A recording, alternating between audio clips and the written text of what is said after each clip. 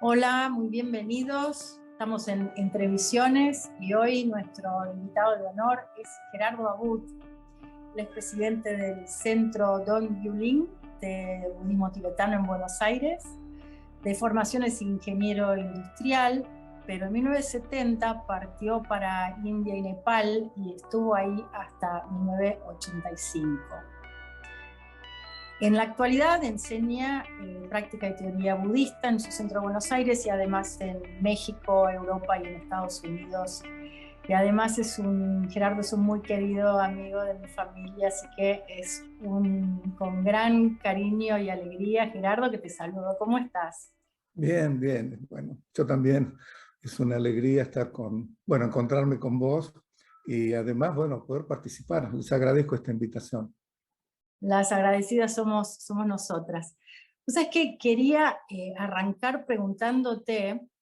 Vos llegás a los 25 años a la India, ¿puede ser? Sí, Que si no me equivoco, es justo como 2 años después de los Beatles. Si no me equivoco y estoy haciendo las es cuentas. probable, sí, sí, sí. Era todo un movimiento. Yo cuando llegué, me fui de Argentina, fui a Estados Unidos, me quedé un mes, porque ya tenía el green card para quedarme en Estados Unidos. Y de ahí me fui a Londres, y en Londres ya era muchísima gente joven que iba para India. La mayoría de ellos eran parejas que iban en una Volkswagen van, ¿viste? Y dormían ahí. Y bueno, yo me fui también, me compré un auto y me fui por el norte de África porque quería evitar Europa y el bloque soviético y era invierno y todo ese tipo de cosas. Bueno, y llegué a la India de a poco, varios meses. Este, Era la época de muchísima gente yendo para la India a buscar algo. Muchos, viste, por la cuestión hippie y otros porque estaban buscando algo espiritual, ¿no? ¿Qué pasó? Si tomamos esa época, yo lo relaciono un poco con Ramdas, que claro Claro. que está en Estados Unidos, no sé, pero digamos, toda esa apertura enorme de conciencia que vos se lo atribuís a algo en particular Sí, es difícil, yo no soy un sociólogo, ¿viste? Entonces no sé muy bien por qué ocurrió eso, pero te estaba bastante ligado también con la guerra de Vietnam, ¿te acordás? Que era justo, la gente joven era enviada a luchar en Vietnam, que no tenía nada que ver, ¿viste? Por un ideal que también era muy confuso, y ahí hubo una revuelta también en muchos aspectos, supongo, ¿viste? De la sociedad tan estructurada como existía hasta ese momento. Supongo que algo tiene que ver eso, ¿eh? Porque el descontento mayor venía por la guerra. ¿Te acordás el draft y la gente que quemaba sus pasaportes y todo ese tipo de cosas? Y bueno, eso por supuesto impactó también en sentirse como rebelde, ¿viste? No solamente con respecto a la, ¿cómo se llama?, conscripción o ir a la guerra o lo que fuera, pero también con todo un sistema, ¿viste?, legal que era cuestionado, ¿viste? ¿Por qué meterse así en ese tipo de cosas, supongo, ¿no? Sí, hubo igual mucha en San gente en ese momento. Francisco, viste, toda esa movida, digamos, lo que se llamó el Flower Power. Después hubo mucha desilusión con lo que pasó, me parece, después, y hasta cuánto se podía, digamos, crear una apertura de conciencia que llegara a toda la sociedad. Pero bueno, en realidad lo que quería preguntarte a vos es como vos entraste a los 25 años y te fuiste 14 años después, la pregunta era, ¿quién entró y quién salió? Ajá, bueno, mira, igual para terminar, porque esta cuestión de el flower power, realmente eso abrió la mente a muchísima gente, ¿eh? Y mucha gente se abrió también a esta visión oriental, viste, que en realidad la iluminación, la trascendencia, viste, el nivel totalmente ilimitado que es lo que somos en nuestra naturaleza verdadera estaba accesible y que podíamos alcanzar, que nos enseña mucho en nuestras tradiciones abrahámicas, viste, de cristianismo, judaísmo, islam y demás, sino que sí, en Oriente es muchísimo más abierto. Y eso viene porque, bueno, por las drogas y un montón de cosas que abrió la mente, es como una tradición que después muchísimos de los que siguieron un camino espiritual habían tenido un pasado así también medio hipoide, ¿viste? Entonces, bueno, yo en realidad llegué a la India como un buscador. Estaba acá, me iba bien, ¿viste?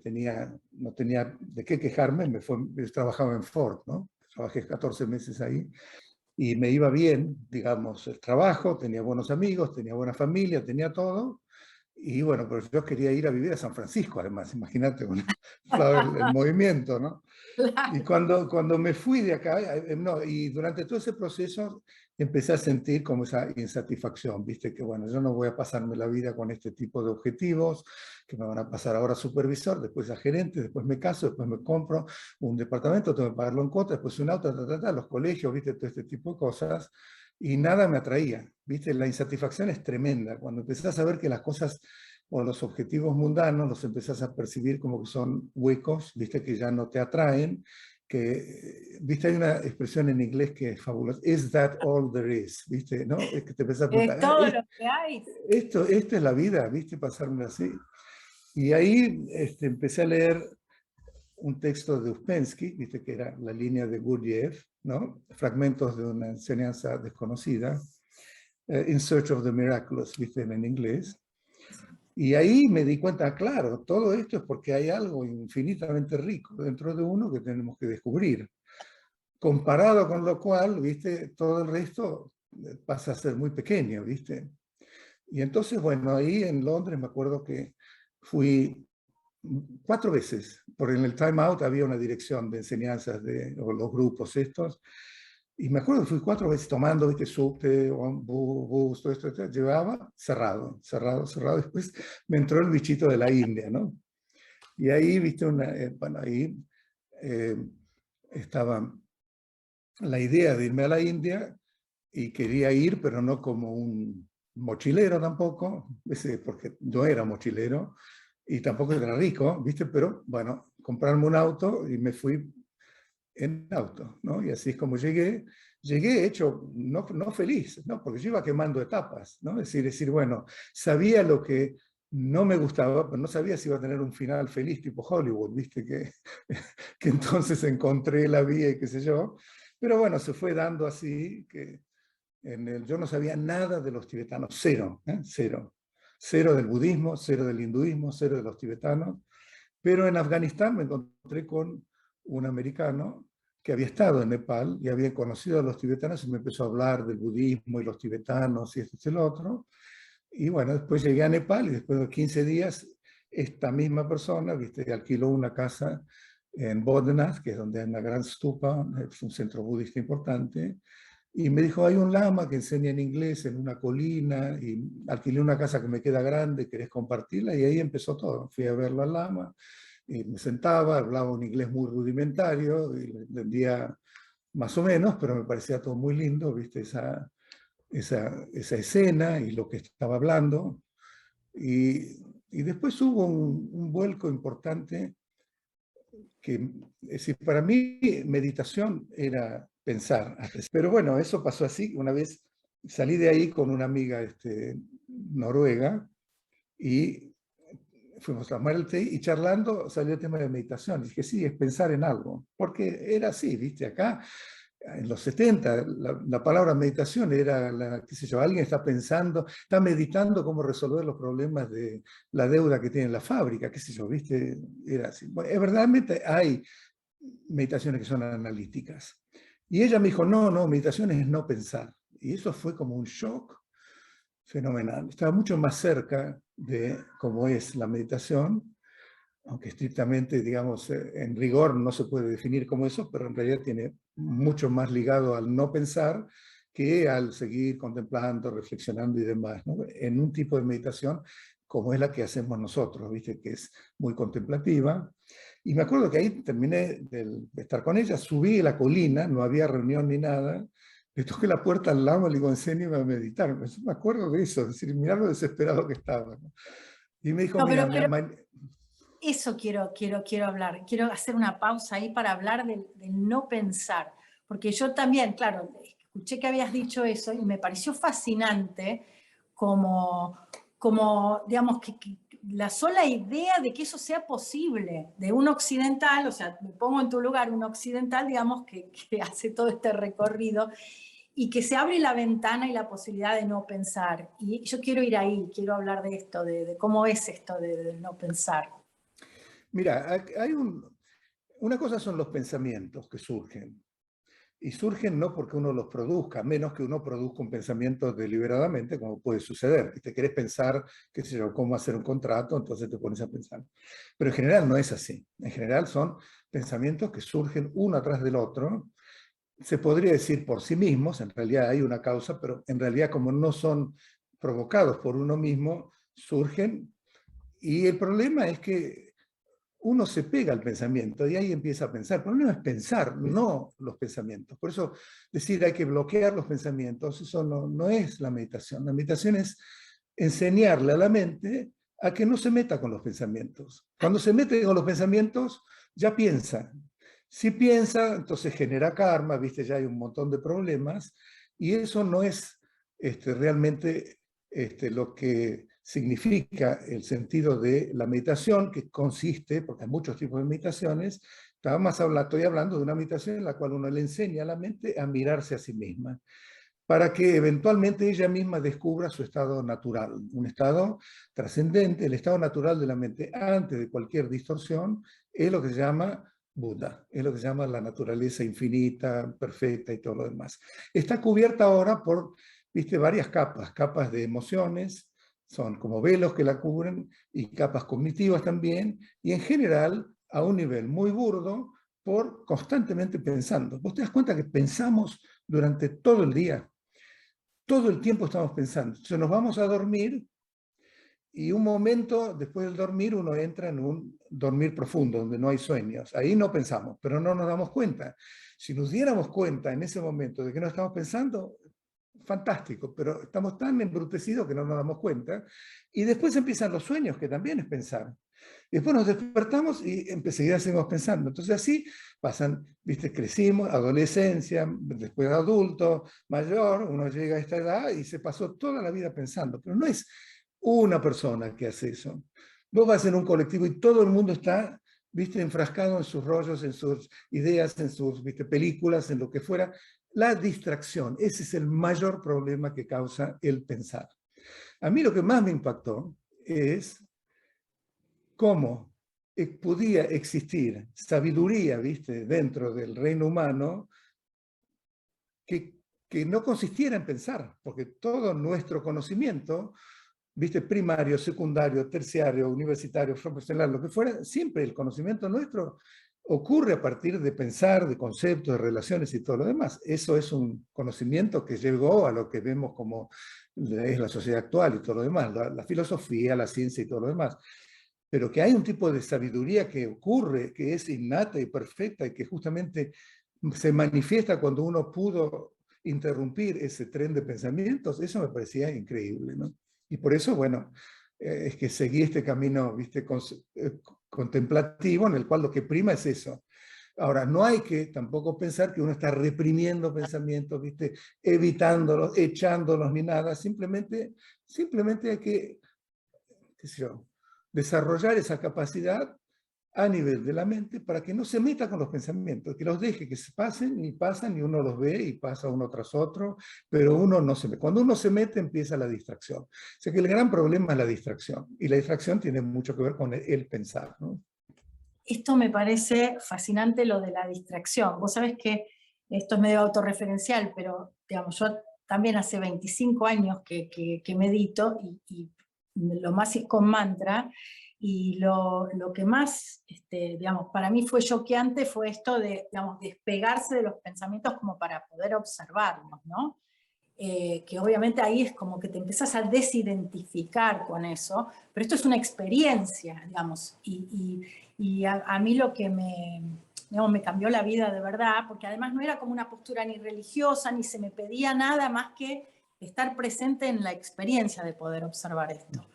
Y otra de las cosas que yo entendí como mito, digamos, es que no, esto de la mente en blanco, por ejemplo, lo de poner la mente en blanco, era algo que, así como vos te decían que meditar era pensar sobre algo, yo tenía este preconcepto de que meditar era poner la mente en blanco. Claro. Bueno, ese es un error muy común, por eso te dije, el problema no son los pensamientos, porque poner la mente en blanco es un objetivo en el cual ya lo que no se está enfatizando en eso es si vos sos consciente de que la mente está en blanco o no. Es simplemente poner la mente. Uno podría estar en Babia y no tenés ningún pensamiento y eso no te sirve para nada, ¿viste?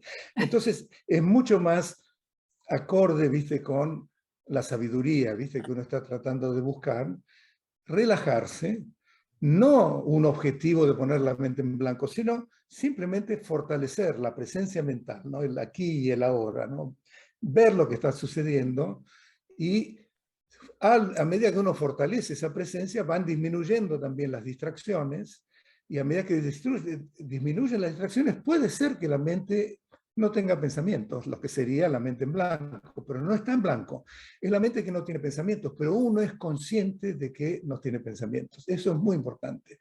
Y en ese estado, si uno logró esa estabilidad, por ahí surge un pensamiento, pero no tiene la fuerza para interrumpir la continuidad de esa quietud. Entonces uno ve el pensamiento, no se deja llevar por el pensamiento, seguramente desaparece y uno lo que cultiva es una continuidad de esa quietud. Eso es al principio, te digo, en las meditaciones tienen distintos niveles, pero el primer objetivo, digamos, de la meditación es justamente aquietar la mente, es decir, desarrollar la no distracción. Ese es el objetivo. Eso, no te eso es, digamos, como una herramienta muy importante que favorece el acceso a la sabiduría búdica, pero en sí misma no tiene sabiduría. Hay que iluminarla, ¿viste? Con las instrucciones que llevan a ver las cosas por su verdadera naturaleza, ¿viste? La naturaleza absoluta. ¿Y cómo como quieras hacemos, llamarla, digamos, ¿no? con esto, con todas las distracciones que hay en el mundo moderno? Porque otra de las grandes intrigas que yo tengo es cómo un saber, o sea, porque una cosa es estar meditando, como hiciste vos, irte a la montaña, digamos, y otra cosa es traer todo esto a las bocinas, a la ciudad, al siglo XXI con los aparatitos y todas estas cosas. O sea, ¿es diferente? ¿Es lo mismo? ¿Es más difícil porque las distracciones son tantas que es casi imposible? ¿Cómo convivimos con eso? Es que es una pregunta que tengo todo el tiempo. Mira, en principio para la mayoría de la gente es más difícil, porque, por supuesto, cuando uno está retirado, también hay que ver si a una persona le resulta fácil retirarse y mantenerse 2, 3 meses solo, ¿viste? En una cueva, en una cabina en la montaña, sin ver a nadie, ¿no? Pero suponiendo que haya una persona que tenga esa dedicación, ¿viste? Por el camino y la meditación, como que va a estar bien en retiro, bueno, lo único que tiene ahí es su mente, no tiene ningún tipo de estímulo, ¿viste? No hay teléfono, claro, no hay que llevarse ni el celular, no hay que tener wifi, no hay que tener un montón de cosas, ¿viste? Es decir, uno está simplemente con la naturaleza, lo único que es comer, meditar, dormir, ¿viste? Hacer su necesidad y nada más, y simplemente hoy llueve. Es el único fenómeno, ¿viste? Hoy pasó una vaca, ¿viste? No, no pasa nada.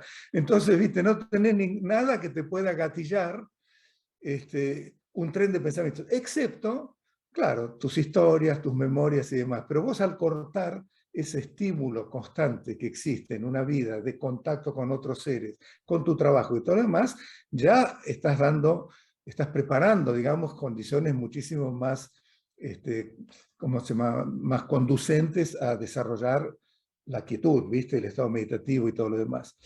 Sin embargo, digamos, las enseñanzas del budismo, particularmente las del Tantra, ¿no? Del Vajrayana o el Tantra budista, no excluyen la posibilidad de que uno pueda también integrar hasta cierto punto, sin dejar su vida, su trabajo, sus relaciones y todo lo demás.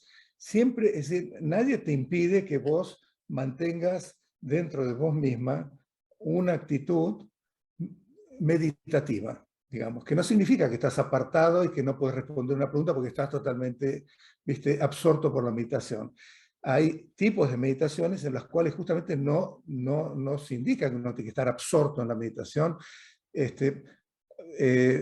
en base a lo cual entonces ya no puedes oír, te dice, ¿viste?, no ves más, no lees, ¿viste? Hay meditaciones que son totalmente absorbentes, ¿no? Se llaman dhyanas, ¿no? Y eso existe.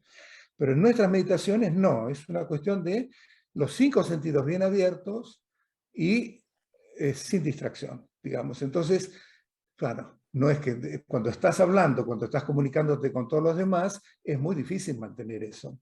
Ahora, si uno logra una continuidad muy grande del estado meditativo, es más fácil. Por eso es que se enfatiza la práctica formal de sentado, ¿viste? Porque ahí, de vuelta, cortaste, ¿viste? Con los estímulos, no te llevas el celular, ¿viste? Pusiste 2 horas y en esas 2 horas es simplemente la mente mirándose a sí misma. Y entonces quiere decir que les estás proveyendo, no sé si se dice así, proveyendo, pero Sí. a la mente un espacio como para que ella misma encuentre más facilidad para desarrollar esas cualidades meditativas, ¿viste? Y eso entonces después tiene que integrarse de alguna manera en la vida cotidiana, y hay instrucciones para hacerlo, ¿viste? Y demás, ¿no? O sea que de esa manera no hay una barrera, bueno, esto es meditación y esto es la espiritualidad y yo después me vuelvo un tipo común. No, durante la vida común y a nivel también conceptual y de ideas, uno también puede practicar, porque hay que desarrollar la compasión, hay que desarrollar la empatía, la paciencia, ¿viste? La autodisciplina, la ética, la tolerancia. Hay muchísimas cualidades que uno tiene que desarrollarlas, que se las desarrolla con conceptos, ¿viste? Es decir, se la desarrolla porque uno está hablando con otra persona y la otra persona dice algo que a uno lo irrita y cómo reaccionas. Ahí aplicas entonces, ¿viste? Hay otro tipo de cual, no es solamente que la mente mire a la mente, cuanto más la ayudas a la mente con este otro tipo de generación, digamos, de lo bueno, lo positivo, el amor, la compasión, la empatía, el renunciamiento, eso todo contribuye, digamos, es como el abono que ayuda a que en la meditación propiamente dicha te resulte más fácil desarrollar esas cualidades, ¿no? O sea que también a nivel de vida cotidiana, y si no podemos salirnos de eso, porque realmente esa es nuestra situación, nada impide que cultivemos, ¿viste? Esas otras cualidades. Y hay textos enteros que enseñan cómo fomentar para desarrollar esas cualidades a un nivel increíble, no simplemente estar bien, bueno, ¿viste? Si pasa algo, no, hay que darle manija, digamos, para desarrollarlas. El budismo le da mucha manija, es decir, el budismo es compasión y es sabiduría, las dos por igual, ¿eh? La que te libera completamente es la sabiduría, pero si no tenés compasión nunca llegás a, ¿viste? A la completa, digamos, iluminación, por así decirlo. O sea que las dos son muy importantes. Y en la compasión podés practicarla también con pensamientos y conceptos, ¿no? En la vida cotidiana. Pero claro, siempre siempre la posibilidad de tener el registro de tu interior está todo el tiempo, por más que esté la bocina, por más que esté todo. Ahora es cuestión más por ahí de integrarlo, ¿no? Claro, claro. Se me escapó un pequeño detalle cuando te presenté, que es que además que desde el año 92 sos intérprete del Dalai Lama, nada menos, es un pequeño detalle. Sí. Y yo, Gerardo, ¿sabés qué me intriga? Es que, porque obviamente me fascina este tema también, de saber... Sí. Vos sos traductora también. Yo soy intérprete, sí, también soy intérprete. Sí.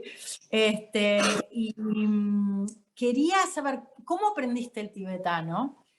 Y, digamos, qué particularidad podrías decir, viste, ahora que, digamos, una vez que lo aprendiste, pues imagino que, bueno, en 14 años lo habrás aprendido. Yo no sé nada de tibetano, obviamente no sé nada de tibetano, pero, digamos, me pongo de vuelta en tu lugar diciendo, ¿cómo lo aprendiste? ¿Cómo fueron los primeros pasos para aprenderlo? Más de textos, más de escucharlo, porque, no sé, contame vos qué particularidades tiene y cómo lo aprendiste.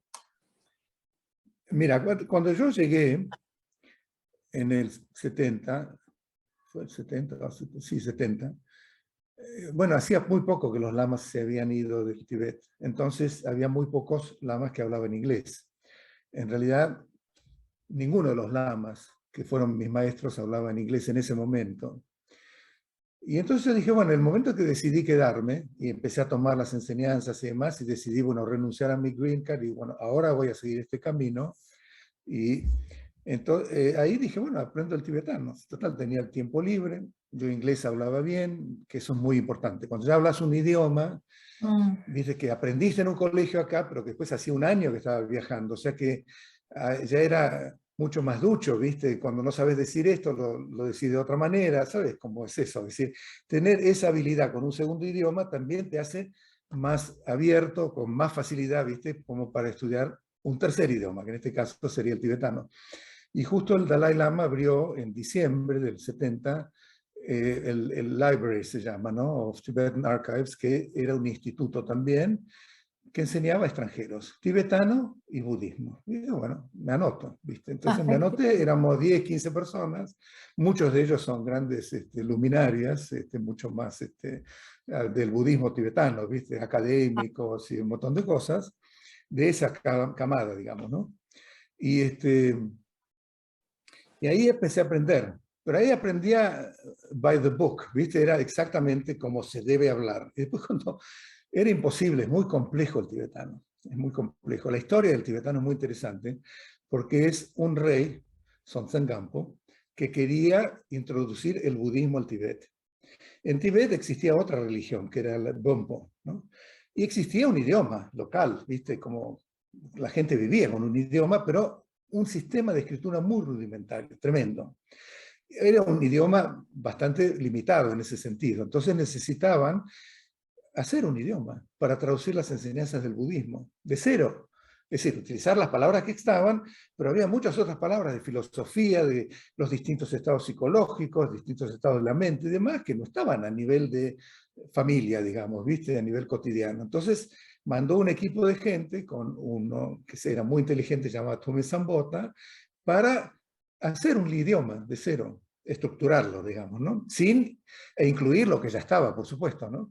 Entonces él tomó la gramática sánscrita, fueron a la India, tomó la gramática del sánscrito, tomó el alfabeto sánscrito y con unas variaciones para reproducir ciertos sonidos que están en el tibetano, pero no en el sánscrito, armó un abecedario tibetano y una gramática tibetana.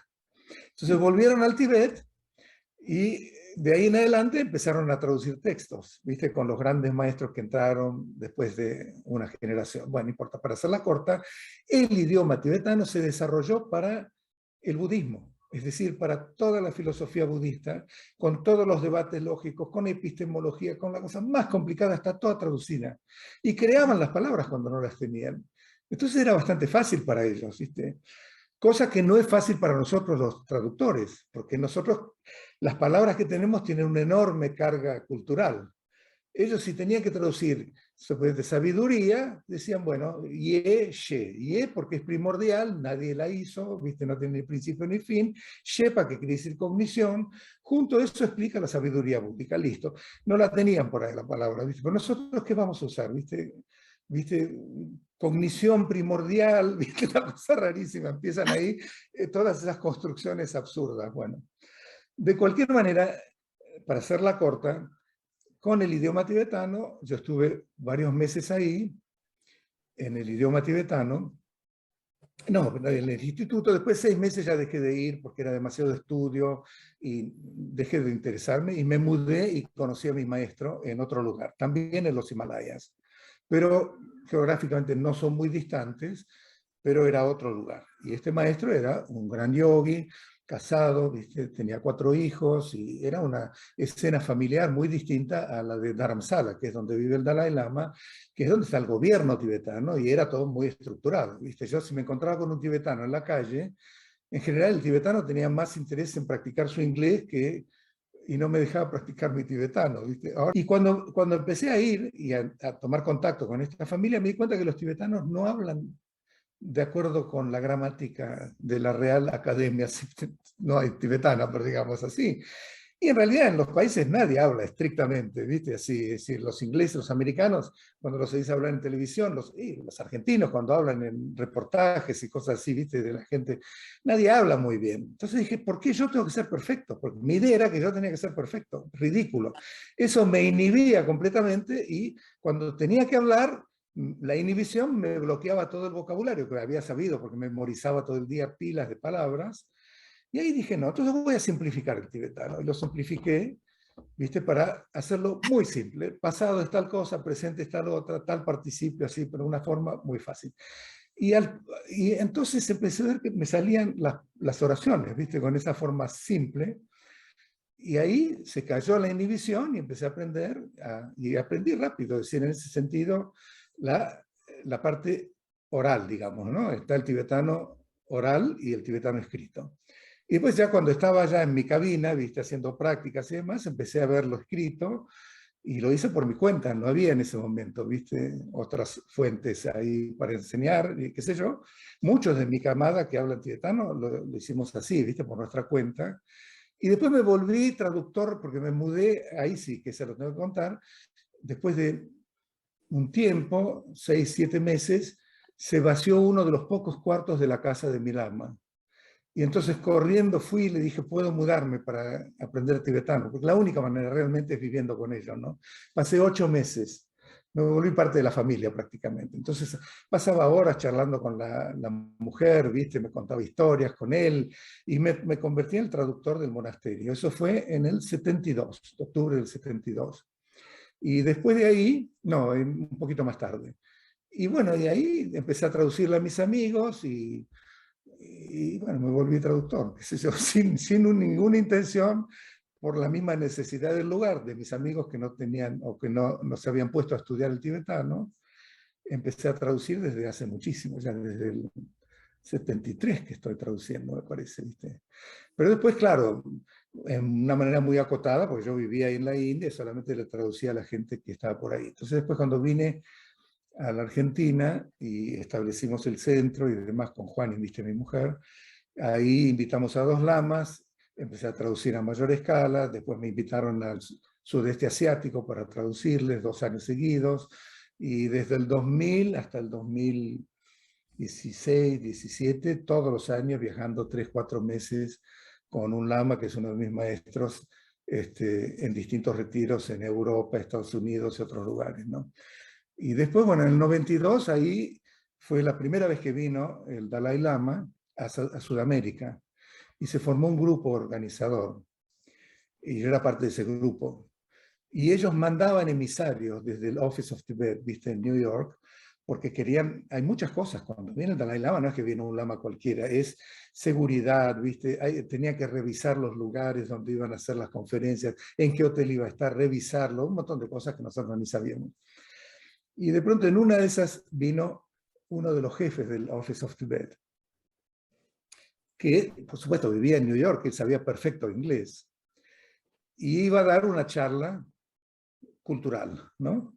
Sobre la cultura tibetana. Entonces me pidieron que tradujera del inglés. Yo dije, vale, del inglés, porque cultural es mejor en inglés porque muchos entienden directamente, ¿viste? Claro. No, desde el principio hasta la hora y media, todo en tibetano, y yo le traduje. Y cuando volvimos a la casa me dice, vos le tenés que traducir al Dalai Lama cuando venga, no te imaginás el Wow, miedo que me agarró, ¿viste? Porque digo, no, habla muy rápido, no, qué sé yo. Y dije, no, pero ya fue, no sé, con otro traductor, porque había ido a México y a Costa Rica. Sí, sí, pero no funcionó. Era un cubano, hijo de cubanos, y hablaba un español de la casa, ¿viste? Entonces dice que la gente no le entendía. Y bueno, dije, bueno, falta un año y pico, empecé a oír cassettes de él, ¿viste?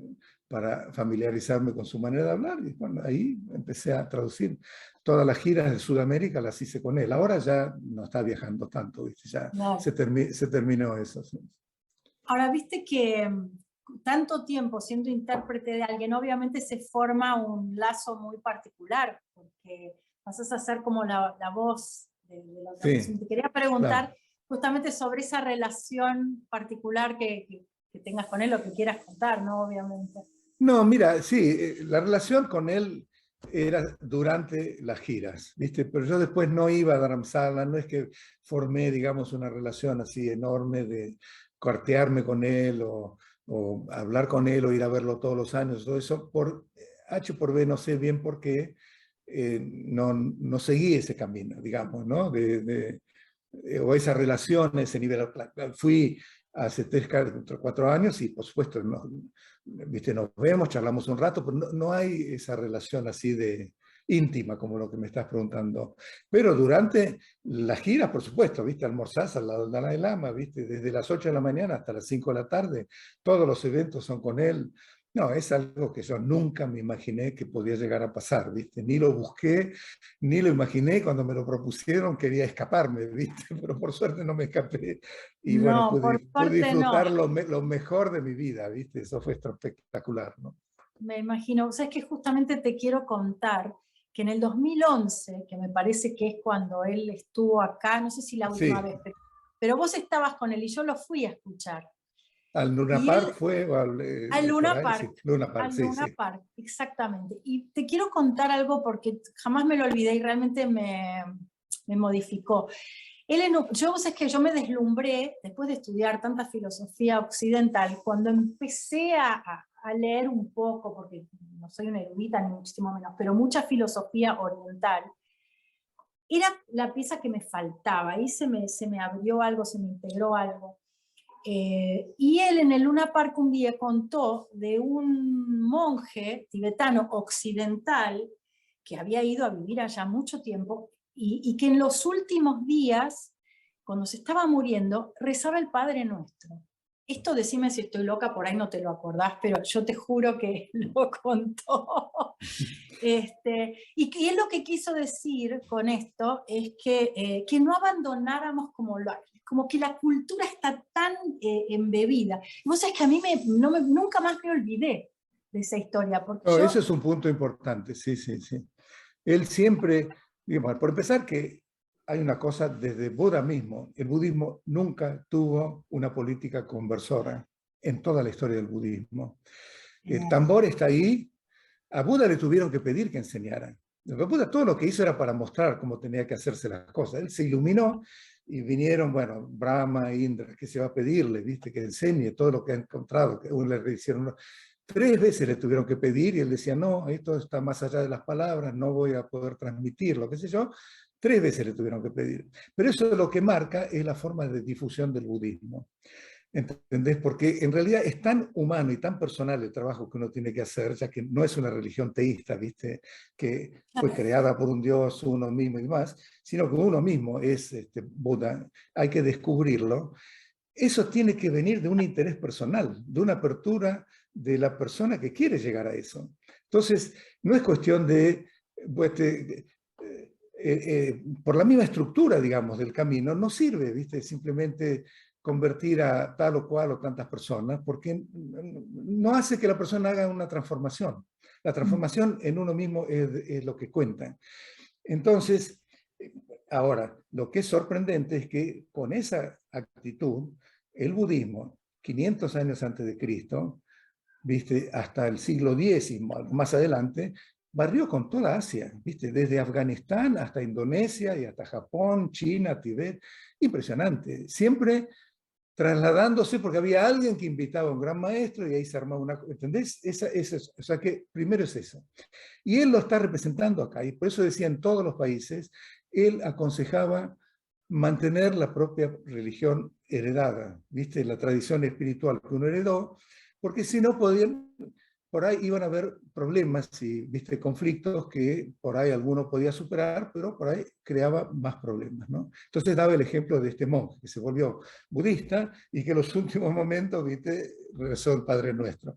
Quiere decir que había un conflicto al final, ¿viste? Ahora, a veces también decía, muy gracioso, decía, igual puede suceder que alguno quede tan consustanciado con el budismo que lo tome en serio, como mi traductor. Entonces me ensalaba a mí, ¿viste? Qué divino. Bueno, pero digamos, me pareció tan profundo eso, y creo que tiene que ver esto de cómo, en última instancia, cómo se integra Oriente con Occidente, ¿no? Porque te digo, a mí me marcó tanto eso que dijo, que también volví como a leer más cosas occidentales, a decir, bueno, esta es mi cultura, ¿no? Te pregunto entonces, Gerardo, ¿qué es lo que más le cuesta a los occidentales en esta unión o en este tratar de integrar lo más sabio de Oriente con Occidente? Yo muchas veces realmente los encuentro maravillosamente complementarios. Pero ¿qué pensás que es lo que más nos cuesta a los occidentales? Um, bueno, hay algunos factores que son que pueden afectar mucho también a la persona por el tipo de vida que se desarrolló en Occidente, que es muy competitiva, que si bien desarrolla mucho el intelecto, el conocimiento conceptual y la inteligencia, al mismo tiempo también internamente, viste, a nivel de corazón, hay mucho estrés, vos fijate la cantidad de gente que se psicoanaliza, ¿viste? La gente está con mucha ansiedad, con mucha preocupación, con un montón de cosas, porque la sociedad se armó de esa manera, es así. En sociedades mucho más simples, inclusive las rurales de acá, la gente internamente está más tranquila, está más relax probablemente, porque no tiene ese tipo de constante, ¿viste? Tener que decidir cosas o lo que fuera.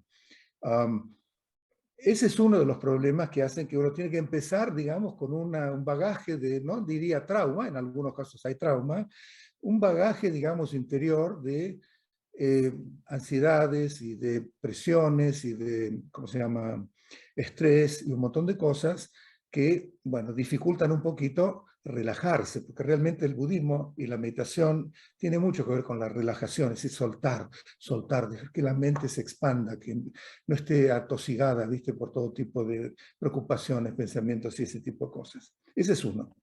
Otro es, que creo que es un arma de dos filos. Primero, es el enorme estímulo que tenemos con los objetos de los sentidos, ¿viste? En el sentido de que en una sociedad, digamos, muy primaria, digamos, a nivel de calidad humana, ¿no?, como lo diríamos nosotros, de comodidades, tú ponete la tibetana antiguamente, en realidad la misma sociedad no tenía tanta atractividad, digamos, atracción, ¿viste?, como para que la gente le costara tanto ese apego que nosotros tenemos por lo mundano, ¿no?, los objetivos mundanos y las cosas mundanas también, ¿no?, porque en realidad somos muy materialistas, ¿no?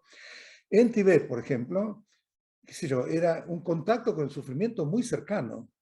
Una madre por ahí tenía 5 hijos, pero 2 se le morían en el parto, ¿viste? Porque el médico vivía en una aldea y para llegar a la aldea tardabas una semana, ¿viste? Ese tipo de cosas, pasaba mucho eso. Y la misma vida no tenía tantos estímulos, ¿viste? En el sentido de que vos salías afuera y veías una roca y decía Om Mani Padme Hum, no es que salís y ves un cartel gigantesco con una chica media desnuda que te quiere vender un teléfono, qué sé yo, ¿viste? Es decir, es todo ese tipo de cosas, y la televisión y todo ese tipo de cosas, y la civilización de consumo, en realidad, desde un punto de vista, hacen que todavía estemos muy apegados con el confort, con las cosas, con lo material, ¿viste? Si no es lo material, también está la parte intelectual, con las ideas, la filosofía, todo ese tipo de cosas. Bueno, es decir, todo eso existe en Occidente, por un lado. Al mismo tiempo, yo creo que desde otro punto de vista, esa proliferación, digamos, de cosas dentro de la vida de consumo hace que haya un vuelco muy grande debido a la insatisfacción en el que uno dice, bueno, ¿is that all there is? ¿Viste? Esto es todo lo que hay. Entonces, uno ya pierde el interés. Cuando ya todas las necesidades básicas están cubiertas, y ya te compraste la casa, y tenés otra casa, y tenés 2 autos, y qué sé yo, en el nivel material, y decís, te sentís, viste, vacío, eso es un contacto directo que las cosas son vacías, es decir, es un nivel de inteligencia de ver que las cosas son huecas. El problema es que uno no se ve como hueco, porque en realidad nosotros somos huecos también, es el problema. Entonces, eso hace que uno entonces se abra a buscar algo que te habla directamente de entrada. Te dice, sí, vos tenés insatisfacción, eso no es una patología, eso es un nivel de inteligencia, porque estás viendo las cosas mucho más como son. Y ahí parte el budismo. La primera cosa que dijo Buda es que hay sufrimiento, es decir, no negaba, es decir, el punto de partida es que tengas que sentir esa distancia, estar desencantado con las cosas del mundo, digamos, de la vida mundana, ¿no? Y eso nos cuesta. Yo creo que lo que más, lo veo en mí mismo también, ¿viste? Es decir, hay como, lógicamente uno tiene sus rutinas, tiene sus cosas, y le gusta esto y le gusta tal otra cosa, y qué sé yo, hay viajes, ¿entendés? Comparado con el renunciamiento, es decir, el renunciamiento que ocurre en nosotros ocurre por abundancia, ¿ok? El renunciamiento en Tibet, en la antigüedad, ocurría por carencia, porque uno decía, bueno, no estoy dejando mucho, ¿viste? estoy dejando una vida de mucho trabajo, ¿viste? De inviernos tremendos, donde no siquiera hay luz prácticamente, un frío tremendo, y hay que hacer la leña y cocinar, y es como que esa es la vida, y tener hijos uno tras otro, las mujeres y los hombres, ¿viste? Qué sé yo, también haciendo sus cosas. Entonces ahí dice, bueno, no estoy dejando gran cosa, y me meto como un monje, me meto en una... no estoy renunciando a nada tan agradable. En cambio, para nosotros, ese tipo de renunciamiento, que no significa que uno tiene que abandonar su casa, su familia y sus cosas e irse a la montaña. No, si uno lo hace seguramente va a tener una crisis. No, es una actitud mental de desapego, ¿viste? Que las cosas las puedo tener, pero si las tengo bien, y si no las tengo también bien, ¿viste? En ese nivel. Eso es lo que se cultiva interiormente a partir del camino espiritual, ¿viste? El renunciamiento tiene que venir desde adentro y no forzadamente desde afuera, ¿no? Entonces, una persona, un millonario, digamos, puede ser un renunciante mucho mayor que un pobre que está pegado nomás, ¿viste? A la cacerola que tiene su casa, suponete, ¿viste? Me encantó. Irónicamente, El ¿no? pronunciamiento tiene que venir desde adentro. Me parece genial eso. Claro que sí. Gerardo, como no te quiero tomar demasiado más tiempo, sé que tenemos que ir cerrando. Te quería preguntar por los centros que tenés acá en Buenos Aires, y leí también que en San Miguel San Miguel, provincia de Buenos Aires, si entiendo bien, acaban de terminar un centro, un templo, y que va a tener una casa de retiros también, ¿o no? Sí, sí, bueno, acá, viste, nuestro centro se fundó en el 86. Este año vamos a cumplir 35 años. O ya cumplimos en septiembre. Parece que no sé bien la fecha. Parece que el 25 de septiembre, mira cómo soy, pero no importa. Bueno, digamos 35 años, ya muy establecido, todos los años, excluyendo la época pandémica, digamos, siempre un gran lama viniendo por año, bueno, uno de nuestros maestros viniendo por año, dando un retiro y otras enseñanzas, o dos a veces por año, ininterrumpidamente, y después 2 reuniones semanales en nuestro centro acá en Belgrano, el centro de la ciudad, el Belgrano Chico. Y lo que sí terminamos, también en Bariloche tenemos una sede, viste, que funciona. Lo que sí fue que hace unos años en San Miguel empezamos a construir un templo que ya está terminado y quedó lindísimo, y empezamos este año 3 casas de retiro, cada una de más o menos 30 metros cuadrados, ¿no? Totalmente equipadas en parte del terreno que teníamos lugar, ¿no? Esas ya están casi por terminarse. Y o sea que, bueno, pronto va a haber que empezar a darle vida a eso, ¿viste? Porque la pandemia nos golpeó, si no ya tendríamos bastante más actividades haciéndose allá los fines de semana, más que nada. Y una vez que se reanude todo lo presencial, vamos a reanudar las reuniones de acá del centro, de Belgrano, y fin de semana hacer programas de retiros ahí de un día, o, bueno, hay gente que va a hacer retiros en las cabinas, ¿no? Pero hay otra gente que puede ir y hacer todo un día de meditación, digamos, por distintas sesiones que se programen, para darle vida. Y cuando venga un lama, entonces vamos a tener todas las enseñanzas ahí y vivir, como siempre, en alguno de los centros católicos que hay, ¿viste? De la María Auxiliadora o el Colegio Máximo, como hacemos siempre. O sea que, bueno, ese es un logro, la verdad. ¿Viste? Lograr ese templo es fabuloso que haya podido surgir, y fue surgiendo realmente de una manera espectacular, así mágica, sin grandes esfuerzos, sin hacer, ¿viste? Un fundraising, ¿sí? Viajando y juntando fondos. La gente dio, gente del extranjero, gente de acá. Fue fantástico y ya está. Qué maravilla, realmente tengo muchísimas ganas de poder ir a visitarlo en cuanto se dé, y bueno, que cuentes con todo el equipo de Guía Espiritual para poder ayudar en difundir, o cuando se puedan hacer, cuando tengan planeado ya alguna cosa. Así que bueno, te quiero agradecer, Gerardo, de todo corazón. Ha sido un placer enorme hablar con vos. Me quedaron un montón de cosas en el tintero, serán para alguna otra charla que podamos tener, pero desde ya te quiero agradecer muchísimo. Bueno, no, gracias a vos, gracias, y no, espero Gracias a vuelta vos. alguna vez nos encontremos.